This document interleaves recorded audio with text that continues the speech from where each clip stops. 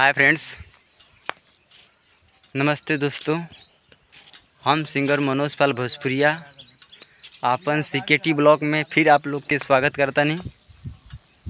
और दोस्त हम और हमारा दोस्त सरवन गाजीपुरी और मनोज पाल भोजपुरिया आप लोग के भाई फिर स्टूडियो पे आज जात बनी जा। आज बाइक बा दोस्त,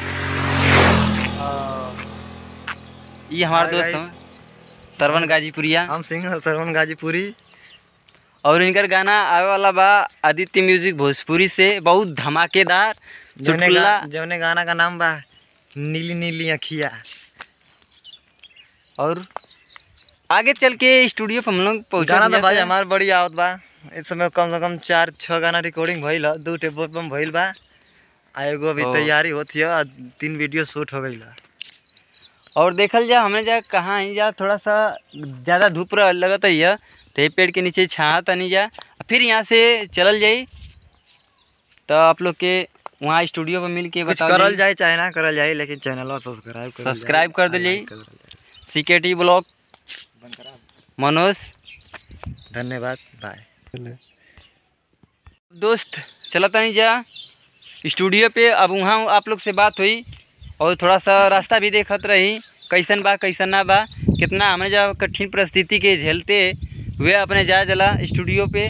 और हमारे दोस्त आप लोग के कुछ बताओ तो ना, जो इनकर हिट वाला गाना आप लोग के बीच वाला।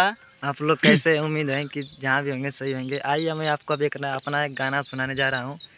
अच्छा लगे तो लाइक और सब्सक्राइब करना ना भूलें।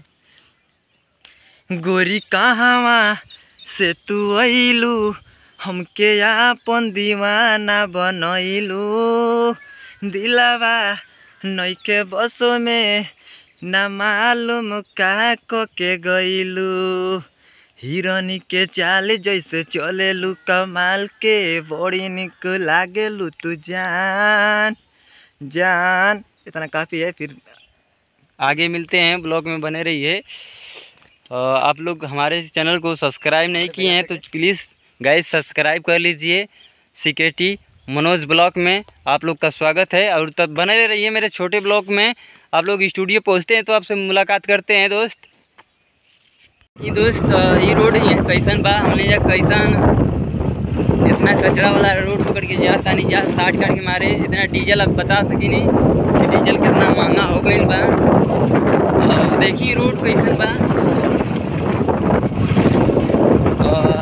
कहना चाहेंगे, क्या कहना चाहेंगे? बस क्या कह दीजिए आप भी। बस चैनल को सपोर्ट कीजिए। हम आ रहे हैं बहुत जल्दी आप लोगों के बीच में। हम प्यारा था सामने जीत लेकर। देखिए हमें दोस्त कितना शॉर्ट मार के रास्ता से हमारे दोस्त चला था ना, सरवन गाजीपुरी और मनोज पाल भोजपुरिया वीडियो शूट करा था ना पीछे बैठ के। और देखिए रोड तो इतना अच्छा बा, कितना खराब बा, और प्लस की ना कि हम जब कितना परिस्थिति के कठिन से कठिन परिस्थिति के झेल के अपने कामयाबी के पावर की कोशिश करो भैया। लेकिन आप लोग गाइड सपोर्ट ना करी ना, लेकिन करी ये भी करी, दिल से सपोर्ट करी, कमेंट करी, लाइक करी, वीडियो के शेयर करी। और देख बनल नहीं, देखिए अब कितना कचरा बा, सब देख रहा बानी।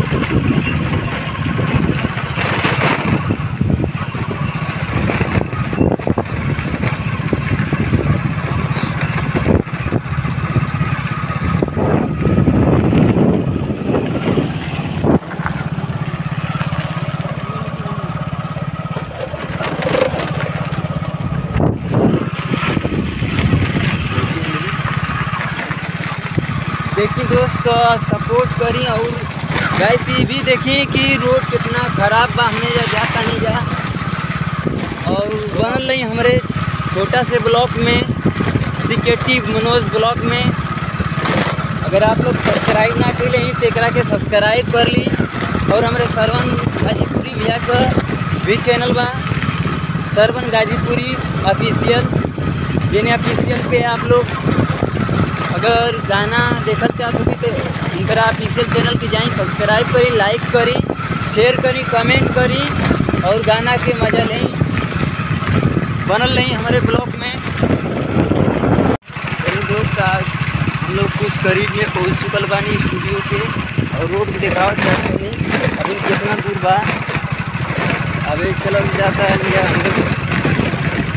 धूप भी काफ़ी तेज बा न गमछा उमछाना के बनले बा हेलमेट लगल बा बनल है हमारे ब्लॉक में।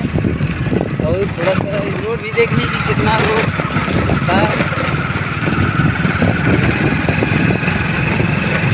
काफ़ी तेज़ी से गाड़ी भी चलाल जाता कभी इतना झकझोर देता कि पूरा पुर्जा झेल जाता।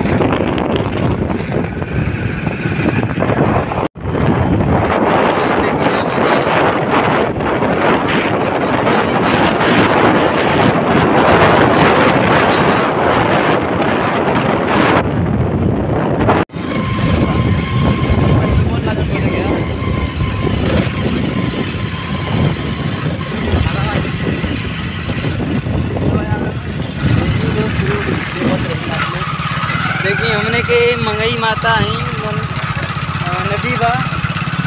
देखिए दोस्त काफ़ी ज़्यादा बारिश के मौसम में काफ़ी ज़्यादा पानी यहाँ भर जाला। मोदी से रिक्वेस्ट था ये पुल के ज़्यादा से ज़्यादा करीब से करीब ऊपर बनवाए। फिर मोदी को हम जरूर नहीं मारेंगे।